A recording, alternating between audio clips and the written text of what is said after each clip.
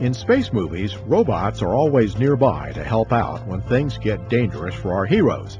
They hold off bad guys to allow an escape, act as a reliable co-pilot, and sometimes just carry data tapes around the universe. NASA's own new Robonaut is not quite as advanced as that, but it's hoped he will add a helping hand for astronauts living at the International Space Station. Meet Robonaut 2, or just R2, an anthropomorphic robot destined to head to the International Space Station with the crew of Shuttle Discovery during the STS-133 mission.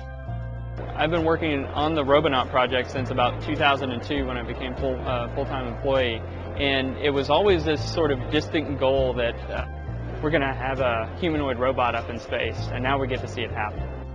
R2 is not quite the completely independent machine shown to movie audiences in the last several decades, but it's the most advanced humanoid robot ever taken into space. Although the robot is definitely experimental, its developers have grand hopes for it, as do the astronauts who would work with it. Our ultimate goal is to send the robot EVA, be able to set up work sites for the astronauts or take care of mundane, boring, and dull tasks.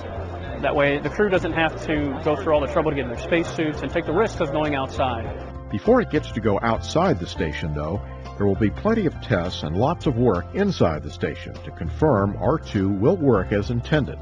We'll make sure everything survived launch. Just do the basic checkouts, make sure the fingers work, each of the joints in the arms work, cameras, things like that. Working inside the station, R2 is programmed to be a useful member of the crew, and one that doesn't have to sleep, eat food, or drink water. We'll move on to a task board that's been developed with buttons and switches and valves that are indicative of what the crew uses on a daily basis. We'd like to prove that the robot can interface with those items as well as the crew can. That may not sound like much compared to the capabilities of fictional robots, but such steps are a large jump for R2's developers. Producing a robot that can work with the same tools and within the same interfaces that a human works with requires you to constrain the size of the robot to a human size. Putting all the capability that we want in a human package has been very challenging. The hand specifically, getting all that finger motion and packaging everything in something that is this size of a forearm is a very significant challenge.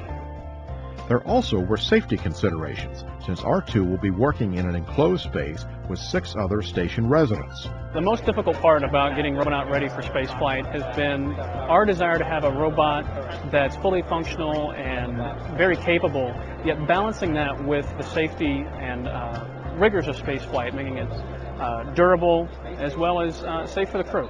General Motors joined NASA in Robonaut's development in order to improve its own manufacturing techniques and other aspects of automotive development. There are a lot of technologies in this robot that will enable us to build safer cars with more advanced features and better options, and build them to be more reliable. For the people behind some of the most famous fictional humanoids, C-3PO and R2-D2 in Star Wars, the emergence of a real-life ancestor raises other questions. But then, of course, we get into the interesting concept of what do people want from a robot? Does it need to be humanoid? Does it need to be the same size? Should it be smaller so it doesn't dominate you and threaten you? Should it be bed height size so it can look after you as you're getting older? Should it have big eyes so you think it's a baby and can relate to it? I'd love to see robot technology advance like this, and this is great. This is fantastic. We don't need a robot. You could take me. How about that? I'm probably as bright as him. Well, maybe not. While the actors will indeed stay behind on Earth, R2's mission is slated to begin in late 2010. From NASA's Kennedy Space Center, I'm George Diller.